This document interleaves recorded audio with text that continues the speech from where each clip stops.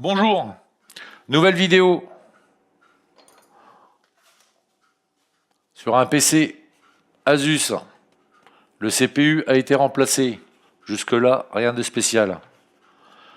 Le CPU d'origine, PCH complètement en court-circuit. Il a grillé, il a brûlé. La pâte, elle était complètement brûlée. Jamais changé. Donc, il a fini par lâcher. Alors, la référence de ce CPU, je vais mettre sous le microscope.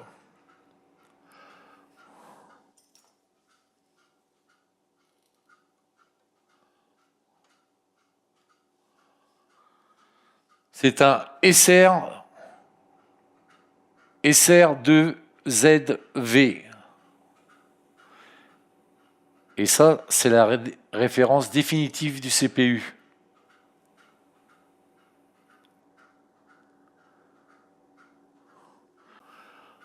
Je l'ai remplacé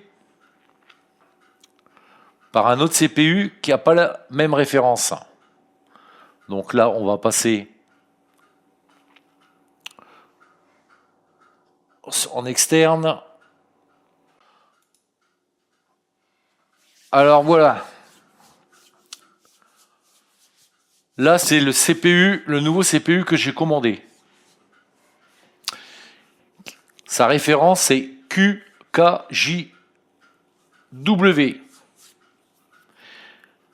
Et il est compatible SR2ZV, SR2VM, SR341. C'est-à-dire que ce CPU, il peut remplacer ces trois références. Mais pas n'importe comment. Et en plus, il m'a coûté bien moins cher que la version définitive, c'est-à-dire la version officielle, entre guillemets, du SR2ZV. Voilà, le prix 119 €, allez 120 €, avec un DHL à 14 €, 133,98 € sur AliExpress. Le définitif, il coûte ça. Avec ça. 210 plus 43 € de frais de port. Alors les caractéristiques de l'original, c'est ça. Processeur, là, on lui a bien inscrit un nom à ce CPU, c'est-à-dire un i7-67500U, cadencé à 2,7 GHz, etc., etc. Moi, je l'ai remplacé par ce modèle. Family Intel Core 2 Duo Mobile. Donc, il n'est pas affecté avec une référence précise. Si vous préférez, c'est un CPU un peu en mode dev ou debug. Ce CPU, on peut le modifier pour le faire fonctionner exactement comme l'autre. Le souci, c'est que si vous l'installez, ce CPU, avec le BIOS d'origine, ça démarre, mais vous n'en avez absolument aucune communication et aucune image sur l'écran. Parce que le BIOS, il ne connaît pas ce CPU, tout simplement. La suite et le but du jeu, c'est de faire reconnaître ce CPU au système comme si c'était le CPU original, c'est-à-dire le SR2ZV, qui est un i7 7500U, 7e génération, quoi.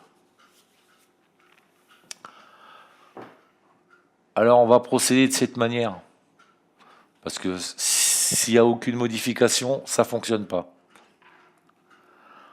Ce qu'il faut faire, c'est qu'il faut mettre les bons microcodes, c'est-à-dire l'identification du CPU. Donc on opère comme ça.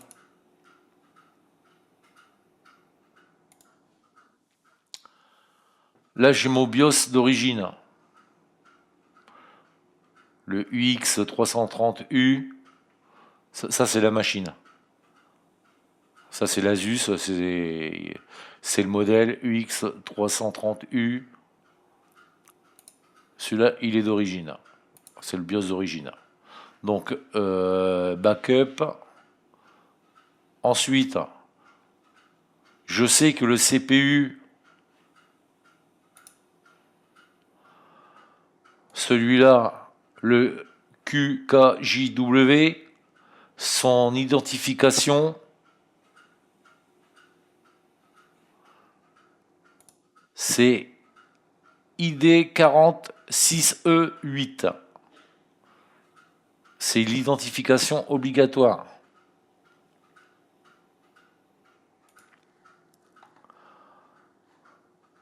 Alors je reviens, j'essaye que ce soit pas trop complexe.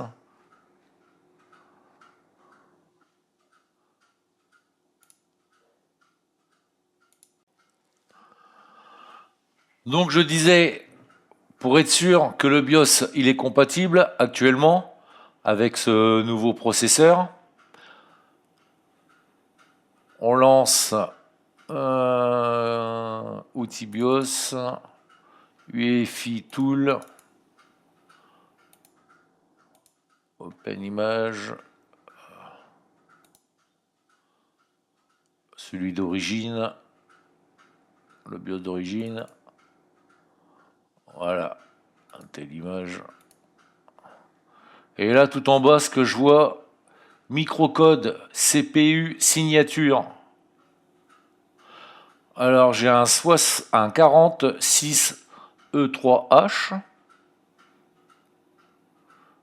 et j'ai un 86E9H. Donc là, c'est pas possible que ça fonctionne. C'est impossible. Il n'arrivera pas à gérer le CPU, il sera pas reconnu.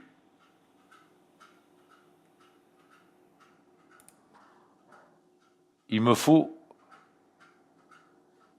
la même chose, mais en 46E8.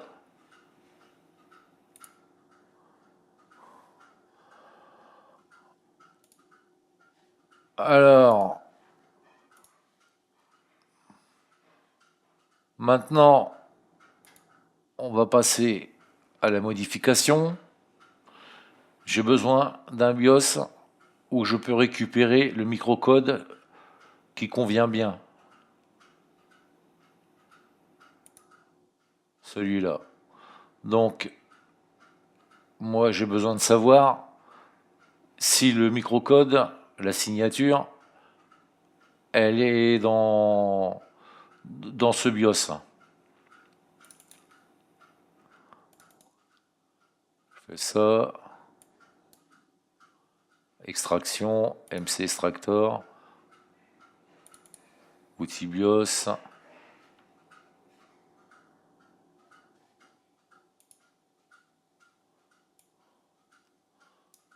Là.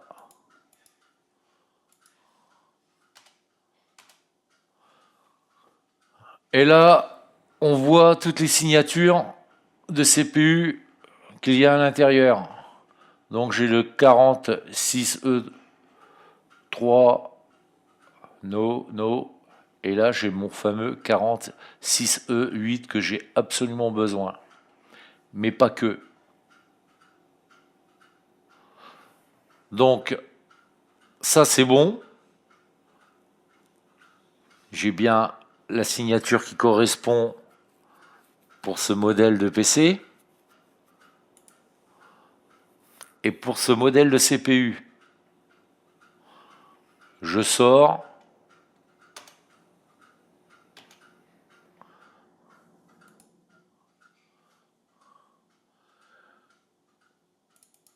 là, dans extraction, Intel, je vais retrouver toutes mes signatures.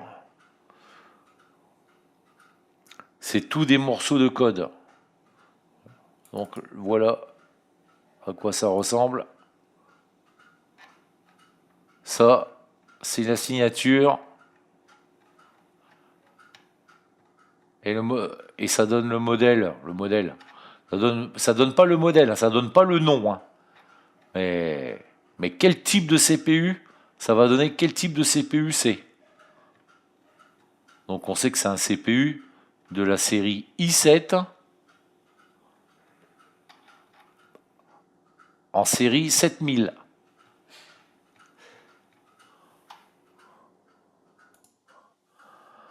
Donc j'ai mon microcode manquant, il est là. Maintenant je vais passer à la modification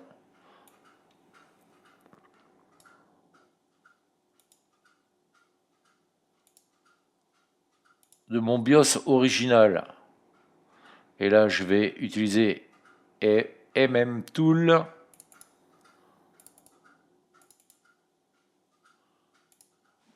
J'ouvre l'image. Fil.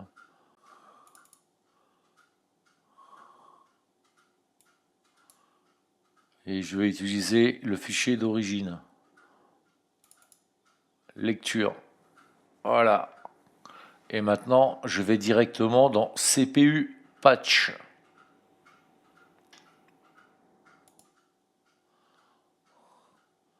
Donc, on retrouve ce qu'on avait sur le logiciel de contrôle, UEFI Tool. Mais maintenant, moi, je vais insérer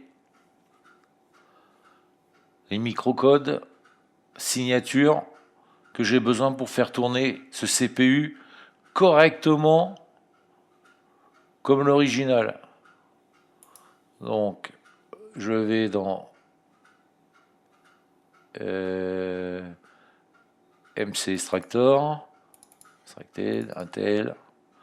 Je récupère celui-là en premier, le 46E8 qui correspond au nouveau CPU, la référence QKJW.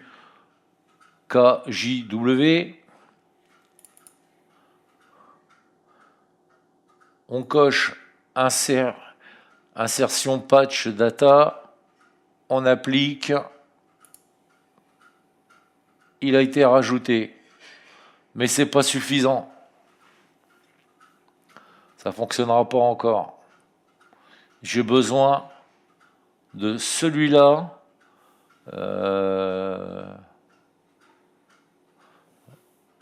Je vais le voir.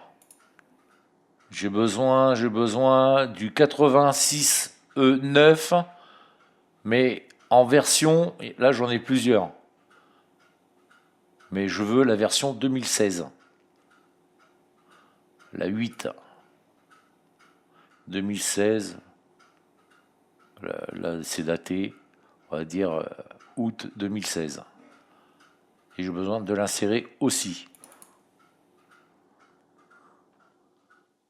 Insertion. Voilà, maintenant j'ai 4 lignes. On sauvegarde.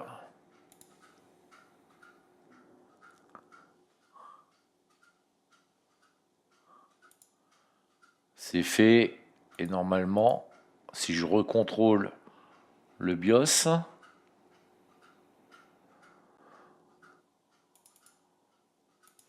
Tool, voilà, celui-là qui avait que 2 lignes. Maintenant, si je le contrôle, voilà, on a 2 lignes supplémentaires.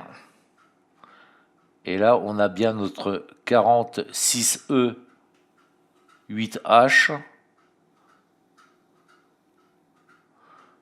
Et on a du 14-04-2016 et le nouveau, le 86E9H, mais qu'on a là, le 2018, là, 2016. À partir de là, maintenant, le CPU, il est paramétré pour fonctionner en i7 7500 U pour mobile. Et là, il fonctionnera correctement.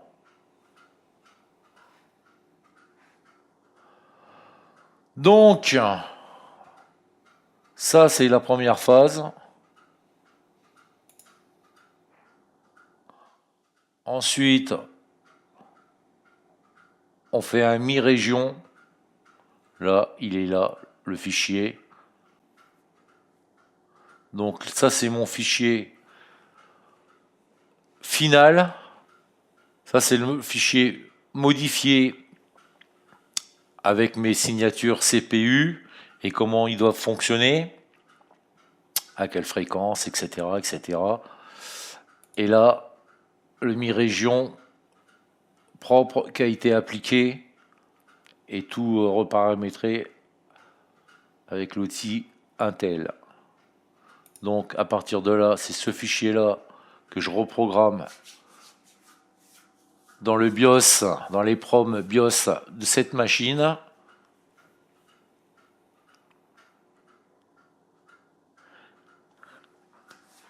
Et on va passer maintenant sur la machine, sur le démarrage.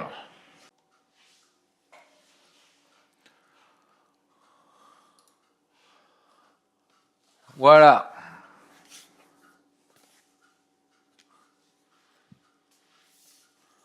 Alors je démarre et je vais aller sur le BIOS directement.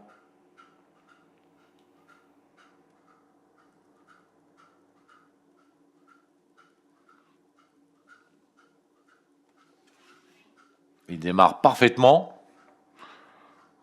Si vous ne faites pas ces modifications sur ce type de CPU, ça ne fonctionnera pas. À moins que vous ayez un gros coup de chance qui a le microcode qui correspond, sinon ça ne fonctionnera pas.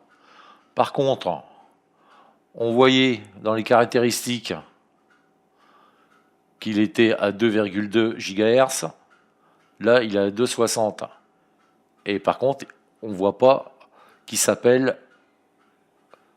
7000 i7 7500. Mais il fonctionne exactement pareil.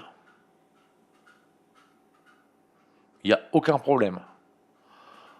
Avec la dernière version du BIOS. Voilà ce que ça donne.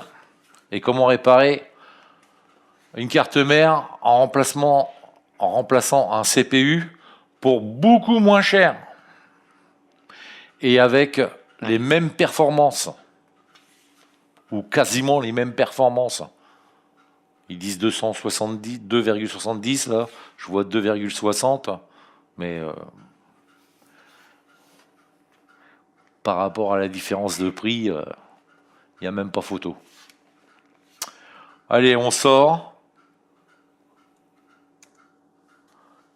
Et on va le laisser démarrer normalement. Et ça démarre très vite. Et c'est parfait.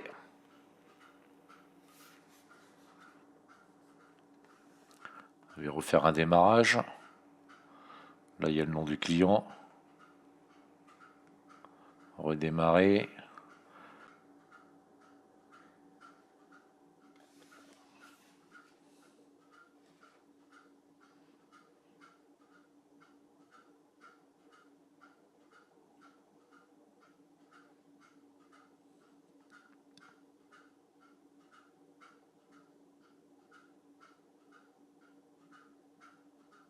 Et voilà. Réparer. Réparer pour beaucoup moins cher. En plus. Donc c'est sûr que acheter le CPU directement avec la bonne référence, acheter quand on n'en a pas, il faut bien les acheter. Hein. Tout ce que je pouvais avoir comme CPU et qui était bon, ils ont tous été utilisés. Donc là, mais là, c'est la solution pour que qu'on puisse réparer le PC du client pour beaucoup moins cher. Vous avez vu le tarif entre celui-là qui est mis et c'est un 9. Ça, je confirme, c'est un 9. Il n'y a pas de doute. Donc voilà, comment on remplace, quand c'est possible, un CPU, on va dire en mode dev ou debug. Celui-là, on peut le programmer pour le faire fonctionner. Enfin, ça reste dans un i7 série 7000. Voilà. Pour beaucoup moins cher. Réparation pour beaucoup moins cher que si vous l'achetez directement avec la bonne référence. Que cela, c'est du debug. Ils sont programmables. Pour certaines versions, là il y avait 3 versions. Vous pouvez le mettre en remplacement. Mais voilà, il faut modifier le BIOS, il faut rentrer les signatures, trouver les bonnes signatures qui correspondent à la machine. Mais au final, ça se fait très bien. Et ça coûte beaucoup moins cher pour le client. Donc, tout le monde est content. Voilà, petite vidéo, on va dire modification, programmation et compatibilité pour le faire fonctionner parfaitement avec la machine. J'espère que cette vidéo vous aura plu. Je vous dis à la prochaine. Ciao.